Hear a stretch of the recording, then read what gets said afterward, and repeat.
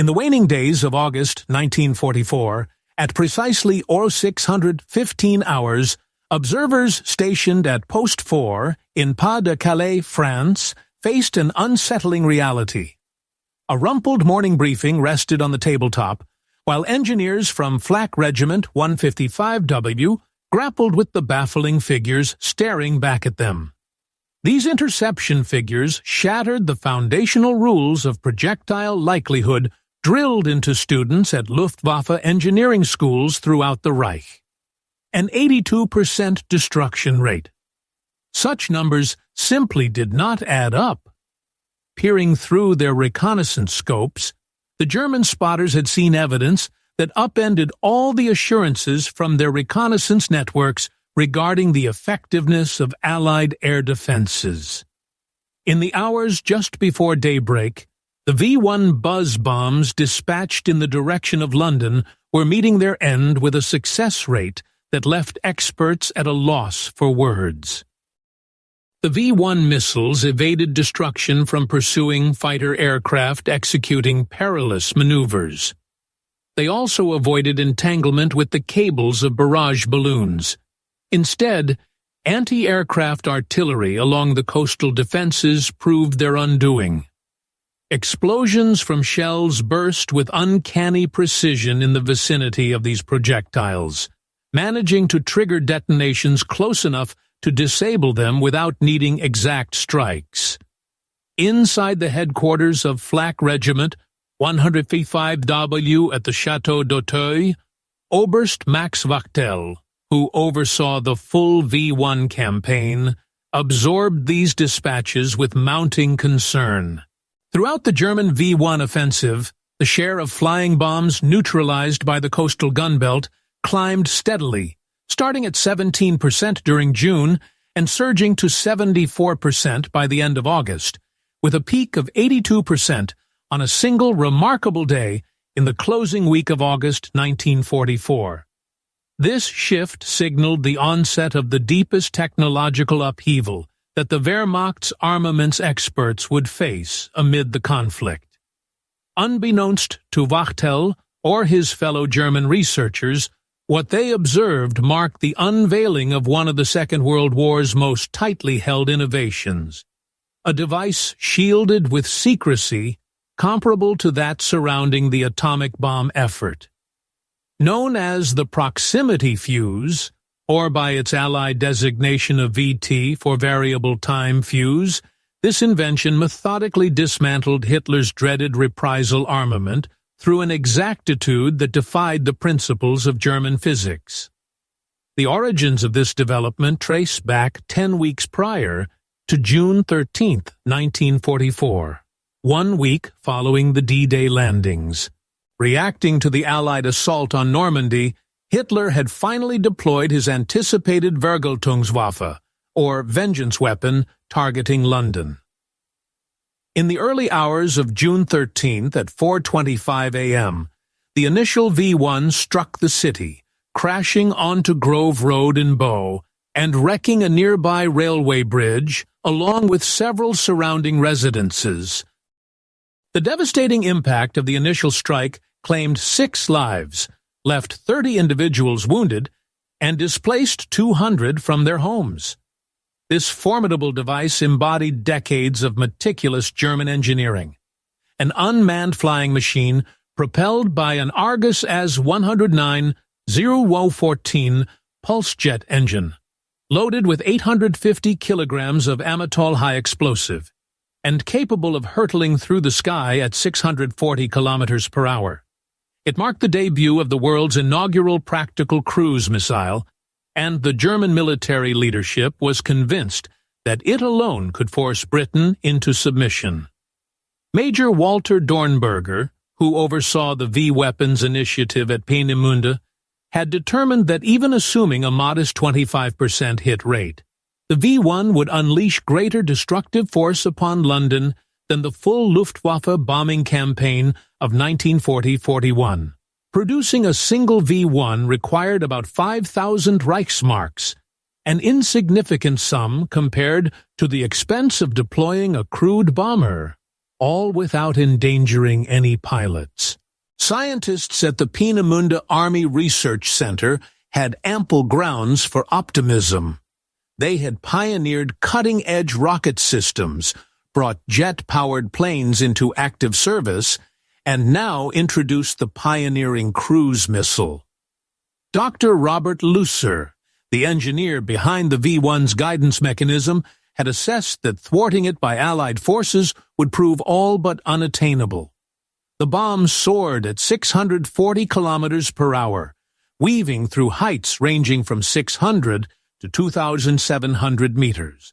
To catch up, British interceptors would require velocities surpassing 650 kilometers per hour. In order to neutralize the V-1, defenders needed to approach no farther than 200 meters away, thereby exposing themselves to potential devastation from the resulting blast. Regarding the threat from anti-aircraft artillery, experts estimated the odds of scoring a direct strike against a target so compact and swift at under 1 success per 10,000 rounds expended. Far from mere boastful claims, this assessment stemmed from rigorous principles of ballistics. Traditional shells with time delay fuses demanded spot-on forecasting, exact computations, hands-on fuse adjustments, and impeccable synchronization. Given the V-1's velocity, artillery crews might have only about 30 seconds between spotting it and opening fire. Oberst Max Wachtel, who led Flak Regiment 105W, understood these constraints intimately, having experienced the challenges of anti-aircraft operations from opposing perspectives. Over the course of the offensive, German forces fired 9,521 V-1 missiles from fixed launch positions toward England, plus several thousand additional ones at various other objectives, resulting in roughly 25,000 Pfeilhund V-1s used across the entire conflict. Almost immediately after the initial salvos, concerning updates filtered back to German intelligence sources. The British anti-aircraft network was evolving at an alarmingly rapid pace. Come the end of June, success rates in downing the weapons had risen from 10% to 24%, exceeding forecasts, yet still within the realm of plausible developments. As July arrived, the data turned utterly baffling. Specialists from the German side, tasked with evaluating performance, observed that British artillery units were reporting successful intercepts of V-1s using an astonishingly minimal amount of shells. From their vantage points along the French shoreline, spotters saw V-1s cruising reliably en route to Britain, abruptly enveloped in bursts of anti-aircraft fire, only to plummet earthward, even though the detonations happened at distances too great for any actual impacts. Without the knowledge of German spies, what these watchers were seeing amounted to the action of proximity fuses, devices that transformed glancing encounters into fatal strikes. This innovation had already proven itself in the Pacific Theater starting in January 1943, exemplified by the USS Helena's downing of a Japanese dive bomber through projectiles that detonated upon detecting nearness to their objective. The oversight by German intelligence proved total. A document known as the Oslo Report, dated November 1936, had referenced work on proximity fuses, yet experts in Germany brushed it off as fabricated intelligence. Efforts in Germany to create comparable systems involved exploring more than 30 distinct prototypes, though not a single one reached the point of practical deployment. Engineers in Germany ultimately deemed such fuses unfeasible. The hurdles appeared too daunting to overcome. These included shrinking radio-based detection units to fit inside shells, ensuring vacuum tubes could endure forces up to 20,000 Gs, designing power sources that would ignite reliably after prolonged inactivity, and scaling up for widespread manufacturing. Nevertheless, come August 1944, facilities in the United States were churning out 40,000 VT fuses each day. In the closing days of that same August 1944, the proximity fuse reached the height of its impact. The British, in response, had thoroughly revamped their whole network of anti-aircraft protections. The anti-aircraft batteries utilized the U.S.-supplied SCR-584 radar system to enable precise automatic target acquisition. Even more vital, however, was their use of projectiles fitted with specialized VT proximity fuses designed expressly to counter the V-1 flying bombs. Units from the Royal Artillery and the RAF Regiment shifted their defenses from the North Downs inland to fortifications along the southern shoreline, forming a dense defensive line of artillery. By situating the guns along the coast, authorities guaranteed that any misfired rounds would plunge harmlessly into the ocean, thus averting the risk of them being recovered by German forces. Once the V-1s breached the shoreline of England, they flew straight into a lethal corridor dominated by advanced systems rather than mere numerical odds. The SCR-584 radar swiftly acquired incoming threats, computed their paths, and relayed precise aiming data directly to the artillery pieces. Inside each proximity fuse, compact radio transmitters, constructed using vacuum tubes pioneered by Sylvania Electric and Western Electric, operated continuously. Upon detecting returning echoes that signaled nearness to the target, thyrotron switches activated the explosives, which propelled shards of metal into the V-1's outer casing. During the height of the campaign in the final days of August, the seaside defenses neutralized 82% of the approaching V-1s, an efficiency that left German technical experts convinced it defied the laws of physics. Accounts of this 82% success in downing the weapons sparked urgent deliberations among high command in Germany. Wachtel, in particular, began to fear internal betrayal. Urgent assessments of the missiles revealed no defects. Trials conducted over areas in Germany demonstrated standard functionality. The malfunctions appeared exclusively when confronting British air defenses. Researchers determined that the British must have invented groundbreaking anti-aircraft technologies, yet they were unable to pinpoint the details absent any seized samples. They experimented with assorted strategies, altering flight heights, deploying bigger barrages, initiating firings at night, and capitalizing on atmospheric conditions. All attempts proved futile. The destruction rate stayed alarmingly high. In the labs at Peenemünde, the experts grappled with a troubling realization. Should the Allies possess proximity fuses, they would have accomplished something the Germans deemed unattainable. Efforts by the Germans to expose this mystery grew more fervent, but they met with utter defeat. The safeguards surrounding the proximity fuses were virtually impenetrable. Manufacturing was segmented throughout 110 separate facilities. Employees were aware solely of their individual assignments. The designation variable time was intentionally deceptive, implying a standard time delay mechanism instead of proximity detectors.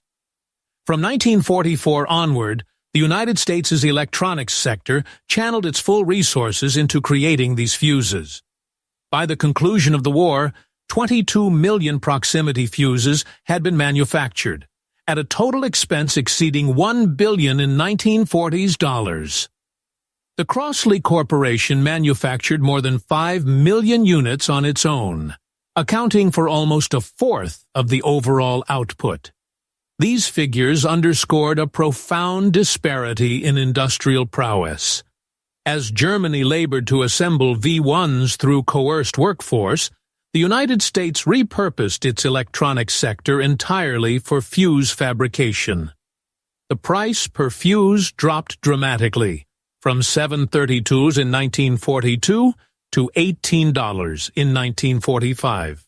Before the conflict, the Crossley Corporation had built radios and refrigerators.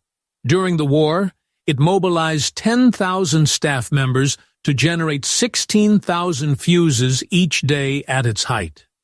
Sylvania Electric committed its complete vacuum tube development team to crafting durable parts, churning out 400,000 tiny tubes per day. 95% of all tubes used. The disparity could not have been more stark. While Germany meticulously assembled armaments in small batches, the United States churned out groundbreaking innovations on a scale never before seen. In fact, the monthly output of American proximity fuses alone surpassed the cumulative German production of V1s throughout the conflict. This proximity fuse embodied a pinnacle of technical ingenuity. It needed to endure the brutal conditions of launch from a cannon, including acceleration forces reaching 20,000 Gs, rotational speeds of 25,000 RPMs, and severe fluctuations in temperature. Engineers at Sylvania crafted tiny vacuum tubes, drawing inspiration from hearing aid technology, yet fortified them to withstand such punishing stresses. The batteries inside lay inactive for extended periods, sometimes years, before springing to life at the precise moment required. At its heart, the fuse housed a compact radio transmitter that emitted signals without interruption. Upon detecting echoes from nearby massive targets, the internal circuitry would initiate the explosion. What appeared on the surface as a straightforward idea demanded overcoming challenges that experts in Germany had deemed utterly unfeasible. The standards for quality assurance reached new heights during this period. Each individual fuse received rigorous examination through several procedures. Selected batches were even detonated within experimental firearms to verify performance. With defect ratios staying under 2%, this reflected extraordinary accuracy in production, even as output volumes soared. Come September 1944, Allied defenses had successfully curtailed the V1 campaign. From the 9,521 V1 missiles dispatched via land-based platforms toward Britain, a mere 2,515 made it to London, resulting in 6,184 civilian deaths and 17,181 injuries. Though devastating, such losses amounted to only a small portion of what the Germans had planned. General Frederick Pyle, who led the anti-aircraft operations, estimated that absent the proximity fuse, the death toll from V1 attacks could have multiplied by 4 or 5 times. Ultimately, this innovative device prevented London from facing total ruin. In response, Germany turned to launching V1s under cover of darkness and advanced to the V2 missile, whose supersonic speed rendered it impervious to pursuit. However, such frantic efforts failed to produce any meaningful strategic effects. The V1 initiative turned into an expensive debacle, draining vital supplies that were urgently required for other fronts. The Germans' inability to uncover the existence of proximity fuses stands as one of the most monumental intelligence blunders in history. Even with their vast spy networks and profound technical knowledge, the Germans remained utterly oblivious to the true nature of the threat confronting them. The entire project stayed shrouded in secrecy right up to the war's end. During the V1 offensive, not even one complete proximity fuse ever came into German possession. Astonishingly, in the midst of the Battle of the Bulge, German troops seized an American munitions depot stocked with these fuses, yet they completely overlooked what they had acquired. Convinced that technology of this sort simply could not exist, they were unable to perceive the proof staring them in the face. Following the German capitulation, post-war questioning exposed their total lack of awareness regarding proximity fuses. Oberst Max Wachtel informed Allied interrogators that his side had theorized about enhanced radar systems or quicker activation fuses, but the idea of shells that could think for themselves never crossed their minds. When presented with seized American VT fuses, German researchers reacted with outright incredulity. They struggled to accept how vacuum tubes could endure the stresses of launch, how power cells could stay operational, or how electronic components could keep working after being fired from a cannon. Estimates place the Allies roughly a decade behind the technological prowess of the United States. Dr. Merle Tuvey, the key figure directing the creation of the proximity fuse at the Johns Hopkins Applied Physics Laboratory, would later observe that the project's triumphs stemmed from a coordinated effort among researchers, technical experts, and manufacturing personnel, a synergy that authoritarian regimes proved incapable of replicating. This innovative fuse underscored how the results of World War II were shaped equally by efforts in research facilities and industrial plants as by combat on the front lines. In contrast to Germany's emphasis on radical experimental superweapons, the U.S. prioritized advancements that amplified the capabilities of conventional armaments. By integrating the proximity fuse, anti-aircraft artillery became 5 to 10 times deadlier in its performance. James Forrestal, the Secretary of the Navy, remarked that the proximity fuse had paved the way toward Japan. He emphasized that absent the safeguarding this clever invention provided to the Navy's surface vessels, the advance across the Pacific would have progressed far more slowly, with losses in personnel and vessels mounting to unthinkable levels. The V1 initiative depended extensively on forced labor from slaves. In hidden subterranean workshops, countless prisoners from concentration camps perished by the tens of thousands while assembling the V1s.